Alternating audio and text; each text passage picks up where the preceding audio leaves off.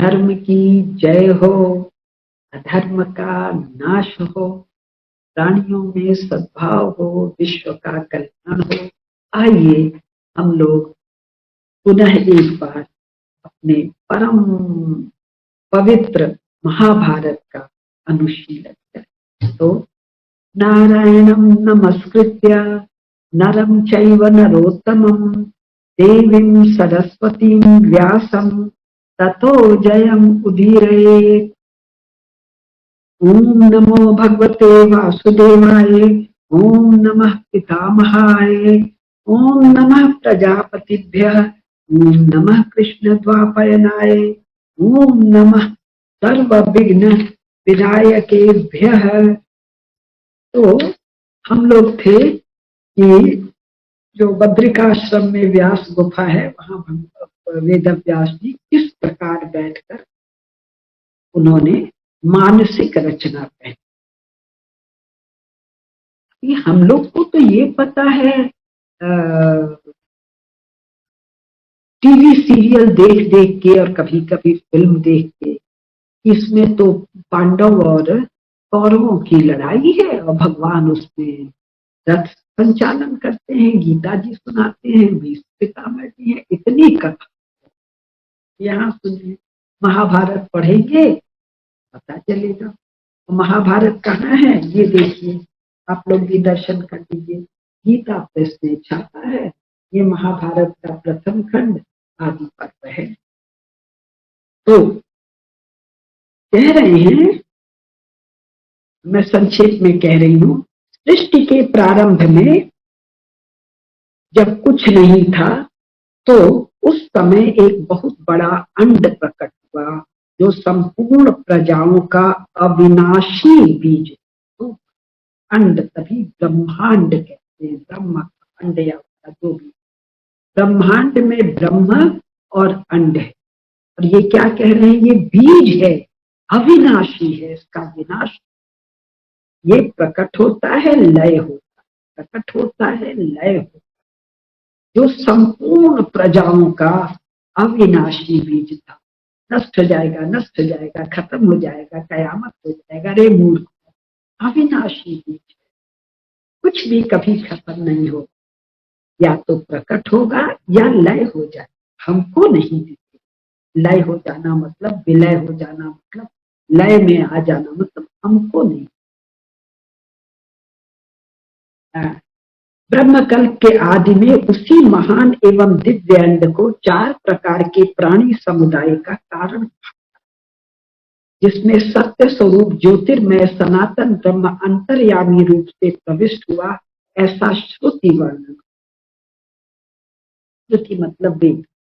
वह ब्रह्म अद्भुत अचिंत्य सर्वत्र समान रूप से व्याप्त अव्यक्त सूक्ष्म कारण स्वरूप एवं अनिर्वचनीय है, और जो कुछ सत असत रूप में उपलब्ध है सब वही सर्वत्र समान रूप से है। यहाँ क्या चल पड़ा है, ऊपर वाला ऊपर वाला ऊपर वाला, वहां नहीं है, वो यहाँ है, वो यहाँ है, यहाँ है, यहाँ है, वो यहाँ है, अंतर्यामी है। तो ऊपर तक के है, ऊपर वाले नहीं।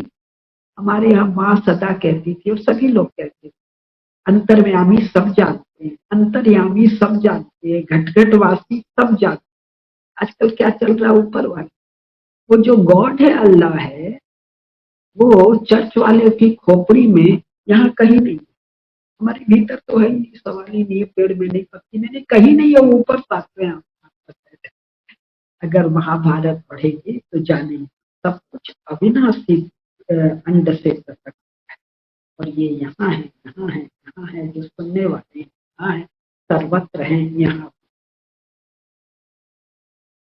तो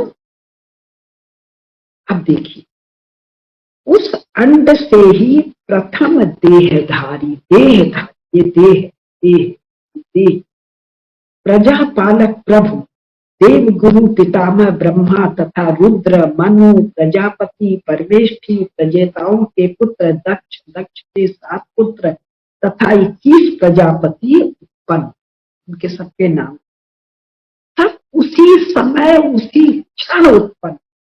उत्पन्न कैसे होना है, उनको बस प्रकट हो, उसी समय बहुत वर्णन, ये हुए ये हुए ये हुए। अब उसी समय तदंतर यक्ष, साध्य, पिशाच, गुह्यक और पितर एवं तत्वगामी सदाचार परायण साधु शिरोमणि ब्रह्मर्षि, उसी समय पिशाच, यक्ष, गुह्यक सब प्रकट हुए एक साथ। उसी समय बहुत से राजर्षियों का प्रादुर्भाव हुआ, सब के सब शौर्यादि सब गुणों से संपन्न। उसी ब्रह्मांड से जल, द्विलोक, पृथ्वी, वायु, अंतरिक्ष और दिशाएं भी प्रकट हुई। सब प्रकट हुआ, मैनिफेस्ट हुआ। किसी ने बैठ के पानी से मिट्टी से मूठ बनाया नहीं, सब प्रकट। संवत्सर, ऋतु, मास, पक्ष, दिन, रात्रि का भी प्राकट्य हुआ। इट मैनिफेस्टेड, उपस्थित हो गया। इसके सिवा और भी जो कुछ लोक में देखा या सुना जाता है वह सब उसी अंड से। ये भी जो यहाँ पर मैं रिकॉर्डिंग कर रही हूँ कि जो कुछ देखा मूल वही। यह जो कुछ भी स्थावर जंगम जगत दृष्टिगोचर होता है, एनिमेट, इनएनिमेट, जो कुछ भी दिखाई देता है वह सब प्रलय काल आने पर अपने कारण में विलीन होता है। कारण क्या है? वही अंड। तो प्रकट होता है, विलीन होता है, प्रकट होता है, विलीन होता है। मनुष्य नाश कर देगा, धरती का नाश कर देगा, जलवायु का नाश कर देगा, ठिकाने का नाश कर देगा, धरती का नाश कर देगा। अरे मूर्खों, महाभारत कोई भी पुराण पढ़ो, हमारे यहाँ प्रारंभ वर्णन है सृष्टि कैसे। लोग को तो पता नहीं था कि महाभारत में ये भी वर्णन। जैसे ऋतु के आने पर उसके फल, पुष्प, पुष्प आदि नाना प्रकार के चिन्ह प्रकट होते। हम लोग रोज देखते हैं वृक्षों में, और ऋतु बीत जाने पर ये सब समाप्त हो जाते हैं। उसी प्रकार कल्प का आरंभ होने पर पूर्ववत पहले की भांति वे पदार्थ दृष्टिगोचर होने लगते हैं और कल्प के अंत में कल्याण हो जाता है। ये डिप्रेशन हो गया, वो हो गया, आदमी ने ये मार दिया, यूरोपियंस ने वो मार दिया, रुको जाना है, गए, आना है, आएंगे। हाय हाय हाय हाय, भय भय भय, वन लाइफ सिंड्रोम। एक बार जन्मे, मर गए, अब धरती के नीचे कब्र में पड़े हुए हैं, कयामत होगा, तुरही। बोध का अभाव, अज्ञान, पाप, तम, और इससे कितने प्रकार की दुष्टता है। इस प्रकार यह अनादि और अनंत काल चक्र लोक में प्रवाह रूप से नित्य घूमता रहता है। ये नित्य सुखपूर्वक घूमता रहे, इसके लिए राजा, सम्राट, राजदंड, दंड नीति, कंटक शोधन, असुरों का मर्दन, पाप का शमन किसको करना है? सम्राटों को करना। ज्ञान किसको देना है? ब्राह्मणों को, ब्रह्मर्षियों को, राजर्षियों को। और ये ऋषि कौन है? स्वयं सौनक, स्वयं उग्रश्रवाजी कुल में उत्पन्न चारों वर्णों में ऋषि, ज्ञानी, ब्रह्मर्षि, वेदज्ञ उत्पन्न होते रहते हैं। तुम स्वयं वेद व्यास जी, माता सत्यवती, मत्स्यगंधा, मछुआरे की बेटी, वो है तो राजा की बेटी, लेकिन पली पोसी सब तो मछुआरे के हैं। तो शूद्रवर्ण है। वहां से कौन उत्पन्न है? वहां से उत्पन्न है कौरव कुल के सारे के सारे राजा, विचित्र वीर, चित्रांगद, उनसे धृतराष्ट्र, पांडव, विदुर जी, वेदव्यास जी, सब वहीं से तो उत्पन्न है। तो यह अनादि और अनंत काल चक्र लोक में प्रवाह रूप से नित्य घूमता है। ये घूमता रहे इसलिए पाप का, पापियों का, दुष्टता का, शठता का बलपूर्वक नाश करना, अधर्म का नाश करना, जिससे प्राणियों में सद्भाव हो, विश्व का कल्याण हो। और जब राजाओं के भी वश की बात नहीं रहती है तो भगवान स्वयं अवतार लेते। कहते हैं ना, यदा यदा ही धर्मस्य ग्लानिर्भवत भारत, आएगा तब तक मैं आऊंगा अधर्म का नाश करने। और पूरा श्लोक मुझे नहीं याद आ रहा है, तो अब इसमें आगे जो वर्णन है बीच बीच में छोड़ के कर रही हूँ। सुभ्राट के 3 पुत्र हुए, सब उसी समय हो रहे, सबके सब संतानवान और बहुश्रुत ज्ञाता है। मूर्ख गधे उल्लू नहीं आए हैं जो चींटी से सीखते हैं, बंदर से सीखते हैं, तो चिड़िया से सीखते हैं। कहाँ की बात कर रही हूँ? यूरोप, चर्च वाले, डार्विन वाले, न्यूटन वाले, डेकार्टे वाले, इवोल्यूशन थ्योरी। ना ना ना, महाभारत पढ़ लो भाई। सब एक साथ आए हैं। सुभ्राट के 3 पुत्र हैं, संतानवान और बहुश्रुत है। श्लोक संख्या 44। उनके नाम इस प्रकार हैं: दश ज्योति, शत ज्योति, सहस्त्र ज्योति। अब मैं छोड़ रही हूँ। सहस्त्र ज्योति से कुरुवंश, यदुवंश, भरत वंश, ययाति और इक्ष्वाकु के वंश तथा अन्य राजर्षियों के सब वंश चले। प्राणियों की सृष्टि परंपरा और बहुत से वंश भी इन्हीं से प्रकट हो विस्तार को प्राप्त हुए। सबका डीएनए एक है, फिर भी पापियों का, फिर भी दुष्टों का, फिर भी असुरों का। रावण कौन है भाई? महर्षि पुलस्व, महर्षि विश्रवा के कुल का जन्मा हुआ वेदज्ञ ब्राह्मण भगवान शिव का अनन्य भक्त।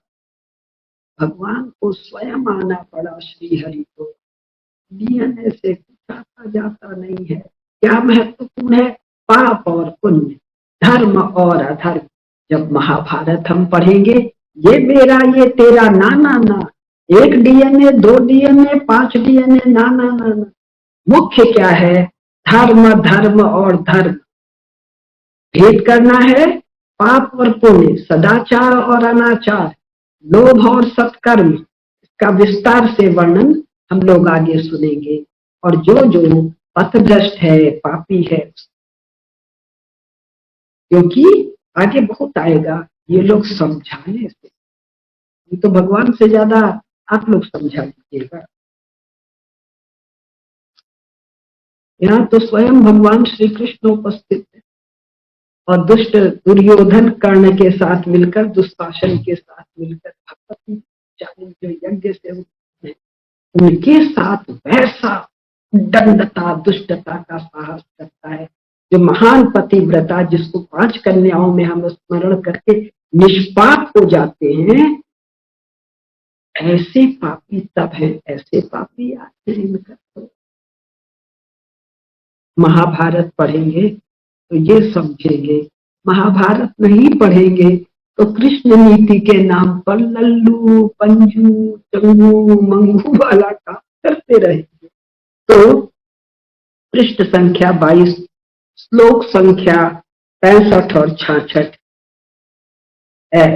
चारों वर्ण उत्पन्न में सब आया है, ये आ रहा है 65-66 में। ब्राह्मण, क्षत्रिय, वैश्य और शूद्र, चारों वर्ण, 4 वर्ण है। शूद्र अवर्ण नहीं है, सवर्ण है। जो जो सवर्णों के विधान है वो सब शूद्रों के भी विधान है। सवर्ण मतलब वर्ण सहित, तो शूद्र वर्ण सहित है, तो क्या है? सवर्ण है। और ये चर्च वालों ने और उनके जूठन वामपंथी कम्युनिस्टों ने क्या कहा? सवर्ण अलग है, शूद्र अलग है। अरे गधों, तुमको तो समझ में आना ही नहीं है, क्योंकि दुष्टता पाप बुद्धि तुम्हारे ऊपर है। लेकिन शेष लोगों को तो महाभारत का अध्ययन करना पड़ेगा सरल भाषा में। ब्राह्मण, क्षत्रिय, वैश्य और शूद्र, इन चारों वर्णों के कर्तव्य का विधान, पुराणों का संपूर्ण मूल तत्व भी प्रकट हुआ। तपस्या एवं ब्रह्मचर्य के स्वरूप के महाभारत पढ़ेंगे हम ये सब जानेंगे। तपस्या, तपस्या होती क्या है? मैं बड़ा चकराई रहती थी, फिल्म में देखती थी कि पत्ता खाते हैं, पानी नहीं पीते हैं, वायु का सेवन करते हैं, एक पैर पे खड़े रहते हैं, एक ऊंचा करते हैं। मैं सोचती कि यही तपस्या। जब रामेश्वर मिश्र पंकज जी के साथ सानिध्य हुआ, किसी जन्म के पुण्य का फल था, उन्होंने कहा नहीं, वो तो बड़े आदर से बोलते हैं, मूर्ख पुरख नहीं बोलते हैं मुझे, तो बड़े आदर से उन्होंने कहा नहीं नहीं, तपस्या ये होती, क्या होती है आगे नहीं तो हम लोग बॉलीवुड बॉलीवुड इन दोनों का गया बीता रूप, बॉलीवुड से और उससे गया बीता रूप, टीवी सीरियल उससे भी गया बीता, ओटीटी, इनसे थोड़े सीखेंगे हम लोग की तपस्या क्या है। इसके लिए आइए हम महाभारत का शीलन करें। तपस्या एवं ब्रह्मचर्य के स्वरूप, अनुष्ठान एवं फलों का विवरण, पृथ्वी, चंद्रमा, सूर्य, ग्रह, नक्षत्र, तारा, सतयुग, त्रेता, द्वापर, कलयुग, इन सब के परिमाण, नाम, क्या आकार है, क्या साइज है, ये वर्णन है महाभारत। और प्रमाण भी है, नाप जोख भी है और प्रमाण भी है। ऋग्वेद, यजुर्वेद, सामवेद और इनके आध्यात्मिक अभिप्राय भी। वेद तो हम लोग नहीं पढ़ पाएंगे कलिकाल में, हम लोग जो नेहरू एंड कंपनी और अभी स्मृति ईरानी और कौन कौन एजुकेशन मिनिस्टर के एजुकेशन में पढ़ेंगे, लेकिन महाभारत पढ़ के अगर श्रद्धा से भगवान की शरण में जाएंगे तो जान सकते। और अध्यात्म शास्त्र का इस ग्रंथ में विस्तार से वर्णन किया। बस 5 मिनट और न्याय का वर्णन किया है, जस्टिस नहीं, सुप्रीम कोर्ट वाले जो एंग्लो सेक्शन लॉ को लागू करते हैं, वो भी ऐसे अनपढ़ और अबोध ढंग से, और अपने ही चीफ जस्टिस के खिलाफ प्रेस कॉन्फ्रेंस करते हैं। और इनके चीफ जस्टिस लोग रिटायर होने के बाद पुस्तक लिखते हैं, क्या क्या भ्रष्टाचार है।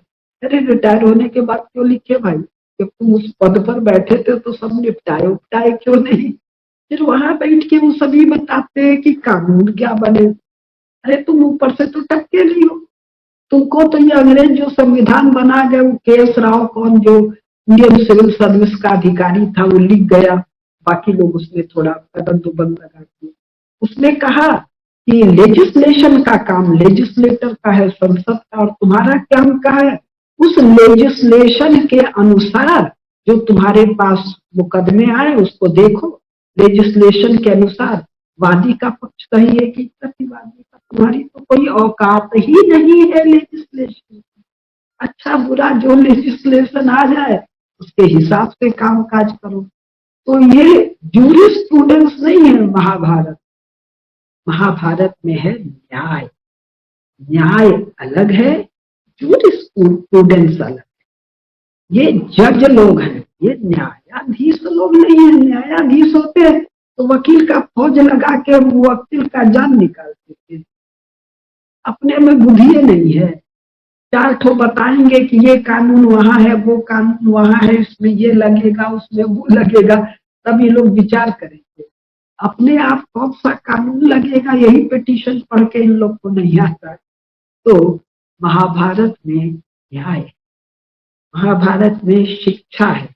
ये जो चल रहा है वो क्या है, एजुकेशन। एजुकेशन क्या बला है, चर्च के कॉन्टेक्स्ट में है। तो एक राय मैं दूंगी, अंग्रेजी के लिए अंग्रेजी शब्द और देवनागरी में लिखा हुआ, संस्कृत का उत्तराधिकारी हिंदी, या संस्कृत का जो भी हम लोग के बोधगम में हिंदी में जो लिखा है उसके लिए दोनों वर्णमाला भी हम अलग रखें, लिपि भी अलग रखें, स्क्रिप्ट भी अलग रखें, और भाषा। चिकित्सा, ये इंडियन मेडिकल एसोसिएशन वाला एलोपैथी थोड़ी है जो बना ही आपको मारने काटने, क्योंकि जब तक आपको मारे काटेंगे नहीं आपका पैसा कैसे वहां जाएगा। तो आपको खिलाते ही पिलाते हैं, सिम्टम ठीक करके रोग को प्रवेश करा। दान, दान चैरिटी नहीं है। चैरिटी से क्या होगा, कन्वर्जन होगा। जकात से क्या होगा, मार काट जिहाद होगा। ये दान है, ये चैरिटी भी नहीं है, ये जकात भी नहीं है। इससे दूसरों का हित तथा पाशुपत अंतर्यामी की महिमा का भी महाभारत में विशद निरूपण है। ये कौन बता रहे हैं? उग्रश्रवा जी बता रहे हैं।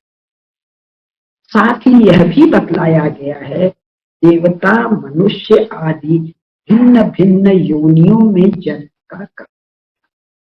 देवता भी एक योनि है, जन्मा नहीं है। देवता आते हैं और जाते हैं, उनकी आयु बहुत बड़ी है। ब्रह्मा जी की आयु उससे भी बड़ी है। बार बार ब्रह्मा जी श्री हरि विष्णु के नाल से उत्पन्न होते हैं और विलय होते हैं। नए नए ब्रह्मा आते हैं, नए नए इंद्र, नए नए सूर्य, नए नए चंद्र, नए नए नक्षत्र आते हैं और विलय होते। इसमें लोक पावन तीर्थों का वर्णन है। तीर्थों के वर्णन से हम भारत के राजनैतिक, धार्मिक, सांस्कृतिक विस्तार को जान सकते हैं। इसमें देशों का वर्णन है, इसमें नदियों का वर्णन है, पर्वतों का, वनों का और समुद्र का भी इसमें। तो ये नालायक क्या कहते हैं? ये मिथोलॉजी है, ये मिथ्या है। मिथ शब्द खोज के मर जाइएगा, नहीं मिलेगा। कारण मिथ्या को सबों ने मिथ कहा। अरे मूर्खों, मिथ्या तो तुम लोग का है, जो चर्च फर्च का गॉस्पेल वॉस्पेल है। ये तो ऐसा है कि 100 प्रकार से तुम क्रॉस चेक कर सकते हो। इसने बताया इस पर्वत से इस पर्वत की दूरी ये है, ये नदी यहाँ से यहाँ गई है, इसका ये नाम, उसका वो नाम, ये वनस्पति यहाँ है, यहाँ पर बांस है, यहाँ पर ये वाला पेड़ है, साल का है, जामुन का है, तो इसका है, तो ये रेगिस्तान है, तो यहाँ पर ये पशु है, flora fauna. You can go on cross checking. और कमाल की बात यह है, आज भी संपूर्ण संसार में महाभारत में जो नाम दिए हैं वो उच्चारण भेद के साथ आज भी उपयोग में आ रहे हैं। एक सप्तोलॉजी चैनल है, उस पर आदित्य जी ने अद्भुत काम इस विषय में कर रहे हैं। और उस चैनल पर और भी अनेक महानुभाव, एक नीलेश योगी है, और भी चैनल पे इस पर काम है। जो हो रहा है ये सत्योलॉजी है, ये सत्य की कथा है, सत्य का वर्णन है। तो बस एक चीज और बता देती हूँ, इसमें दिव्य नगरों का वर्णन है, दुर्गों के निर्माण का कौशल तथा युद्ध की निपुणता का भी वर्णन है। पेज संख्या 23। इसमें भिन्न भिन्न भाषाओं और जातियों की जो विशेषताएं हैं उसका भी वर्णन है। लोक व्यवहार की सिद्धि के लिए जो कुछ आवश्यक है उसका भी वर्णन है। हमको क्या करना है, कैसे करना है, वो भी सीख लेंगे। इसमें जितने भी लोकोपयोगी पदार्थ हो सकते हैं उसका भी प्रतिपादन है। ये सब व्यास जी का कथन चल रहा है, लेकिन व्यास जी कह रहे हैं मुझे इस बात की है कि पृथ्वी में इस ग्रंथ को लिख सके ऐसा कोई नहीं। यानी उस अपनी गुफा में बैठ के व्यास जी ने इसकी मानसिक रचना कर ली और अब लेखन की समस्या पर वो गंभीरता से विचार कर रहे हैं। तो आज यहीं तक। इसके बाद आगे कैसे स्वयं गणेश जी आए हैं इसके लेखन के लिए, गणेश जी के आने का अर्थ महाभारत की कैसी गंभीर जटिलता है बीच बीच में, तब तक के लिए नमस्कार। धर्म की जय।